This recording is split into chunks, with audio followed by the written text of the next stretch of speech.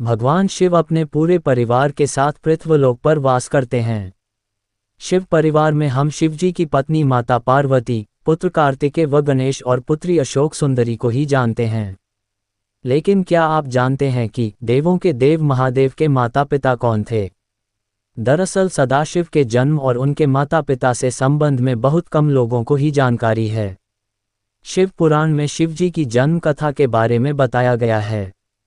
आइए जानते हैं आखिर कौन थे शिवजी के माता पिता। कौन थे शिवजी के माता पिता?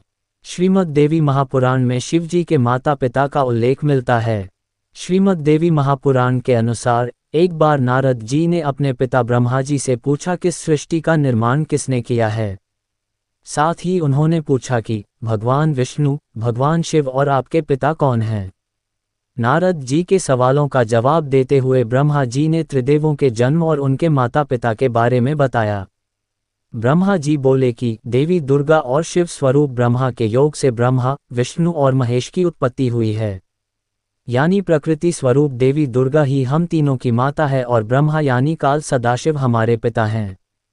शिवजी के माता पिता के बारे में एक और उल्लेख मिलता है। इसके अनुसार एक बार किसी बात को लेकर ब्रह्मा जी और विष्णु जी का किसी बात पर झगड़ा हो जाता है। तब ब्रह्मा जी विष्णु से कहते हैं, मैं तुम्हारा पिता हूँ क्योंकि इस सृष्टि की उत्पत्ति मुझसे ही हुई है, मैं प्रजापिता हूँ। तब विष्णु जी कहते हैं, मैं आपका पिता हूँ क्योंकि आप मेरी नाभि कमल से उत्पन्न हुए हैं। ब्रह्मा विष्णु के इस झगड़े को सुनकर सदाशिव वहां पहुंचे और कहा, पुत्रों, मैंने तुमको जगत की उत्पत्ति और स्थिति रूपी कार्य दिए हैं। इसी तरह मैंने शिव और रुद्र को भी संहार और तिरोगति का कार्य दिया है।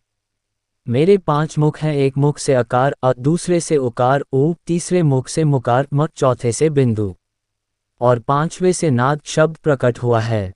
इन्हीं 5 अवयवों से एकीभूत होकर उ की उत्पत्ति हुई, जो मेरा मूल मंत्र है। ये जानकारी कैसी लगी आपको कमेंट में बताओ।